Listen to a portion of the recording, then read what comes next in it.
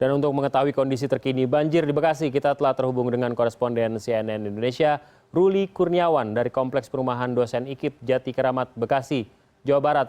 Seberapa mengkhawatirkan kondisi malam hari ini di sana, Ruli? Ya, Alvito, memang saat ini situasi di wilayah Kompleks Dosen IKIP Jati Keramat Bekasi ini, warga nampaknya juga masih terus terlihat di jalan-jalan untuk sekedar membersihkan jalanan dan juga teras juga halaman rumah mereka, karena sekitar siang tadi ketika hujan sudah mulai berhenti, nampaknya air di wilayah muka air di wilayah Dosen IKIP ini sudah mulai masuk turun, dan mereka sekarang sudah mulai bersih-bersih dan sudah terlihat adanya warga yang beraktivitas menggunakan sepeda motor mereka, karena sebelumnya memang ketinggian muka air ada di wilayah ini mencapai 1,5 meter.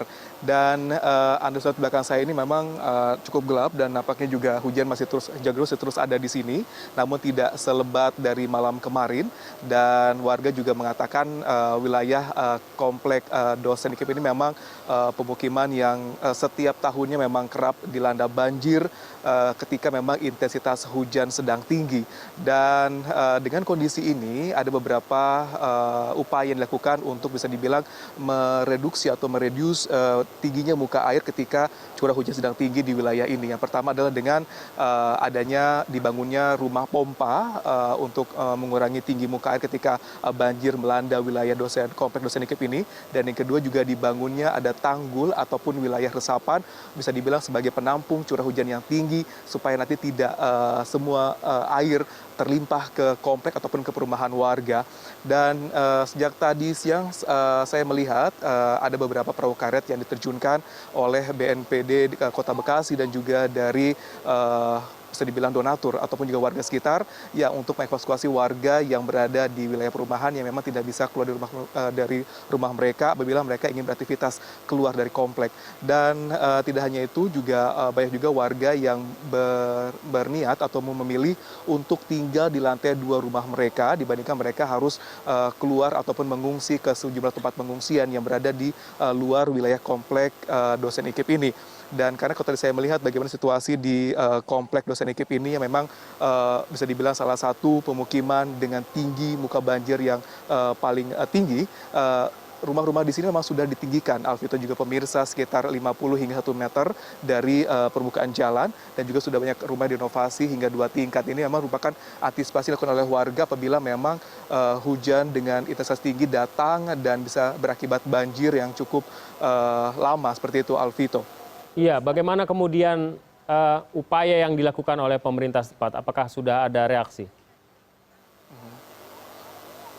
Ya, ketika memang dinyatakan memang wilayah khususnya dari Komplek Dosen IKIP ini mengalami banjir yang cukup tinggi dan cukup panjang intensitasnya ataupun waktu banjirnya ini, memang sudah ada beberapa upaya yang dilakukan atau bantuan yang diberikan baik dari BNPB maupun dari Pemkot Kota Bekasi. Antara lain adalah adanya logistik ataupun bahan makanan ataupun instan, yang kedua juga adanya perahu karet untuk mengevakuasi warga, dan yang ketiga juga didatangkan mobil pompa oleh BNPD Kota Bekasi untuk semakin mempercepat surutnya banjir di wilayah ini. Dan yang penting juga, Alvito serta pemirsa, tidak hanya harta benda yang hilang akibat bencana banjir khususnya di Komplek Dosen IKIP ini, karena tadi siang saya mendapat informasi bahwa ada satu orang remaja, Hengki, yang berusia 16 tahun, yang ketika pukul 1:30 tadi sedang bermain di sekitar waduk ataupun daerah resapan, dan hingga saat ini masih belum bisa ditemukan. Dan sekarang saya sudah bersama dengan salah satu perwakilan keluarga, itu Paman Hengki, Bapak Tarya. Dan Pak Tarya, bisa diceritakan sedikit ketika hujan sedang deras-derasnya pada pukul 1 siang, di mana keponakan Anda bermain ataupun mencari ikan, ya Pak ya, di sekitar waduk ataupun daerah resapan ini, dan bagaimana sebenarnya ceritanya hingga akhirnya Hengki tidak bisa ditemukan hingga saat ini? Ceritanya kan gini Pak, itu anak itu kan cari ikan, udah cari ikan sebanyak 2 orang, ya udah 2 orang itu kemungkinan dipleset. Udah dipleset, ditolong sampai 2-3 kali nggak ketolong, akhirnya langsung nyelam ke dalam danau, sampai sekarang juga belum ketemu. Ya, memang hingga saat ini memang juga masih terlihat adanya upaya dari tim atau personil dari BNPB, juga dari kepolisian, dan juga ada warga yang masih terus berusaha untuk mencari keberadaan dari Hengki ini ya Pak ya. Dan kira-kira keluarga akan terus berada di sekitar waduk ini juga ikut mencari keberadaan Hengki? Bu, ini ada yang lagi dicari orang-orang kita, malah juga sekarang ada yang lagi ngaji Pak. Tuh ya. Ya, memang harapannya memang bagaimanapun cepat ditemukan Hengki, dan bisa dibilang memang ini adalah sebenarnya salah satu warning call buat pemerintah, khususnya bagaimana banjir mungkin bisa bilang cukup hal yang biasa oleh warga sekitar sini. Namun bagaimanapun tidak hanya harta benda yang bisa dibilang hilang di sini, namun juga jiwa pun juga bisa tergadaikan dengan adanya bencana banjir seperti ini.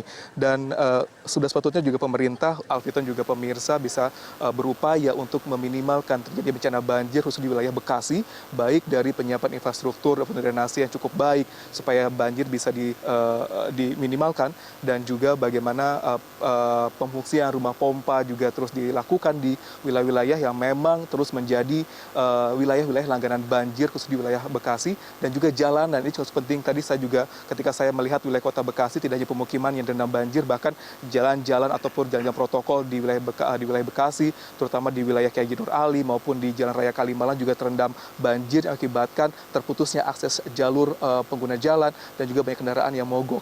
Dan ini adalah PR-PR dari pemerintah bagaimanapun supaya nanti bencana banjir tahun depan bisa diminimalkan, bahkan dihilangkan dari wilayah kota Bekasi dan juga harusnya juga di sekitar Jabodetabek, karena memang sekarang juga kita masih belum harus juga melihat bagaimana BMKG merilis prediksi cuaca ke depannya, karena melihat dari bagaimana cuaca saat ini di mana hujan masih terus ada, dimungkinkan mungkin besok juga masih akan ada curah hujan mengguyur wilayah Bekasi. Dan juga buat Bapak mudah-mudahan cepat ditemukan. Amin. Harapan kita semua seperti itu ya Pak ya. Amin. Dan mungkin juga teman-teman juga masih terus berusaha di sini. Iya, lagi. Terima kasih Pak Karya. Kembali ke studio, Alvito. Baik, Ruli, terima kasih atas laporannya.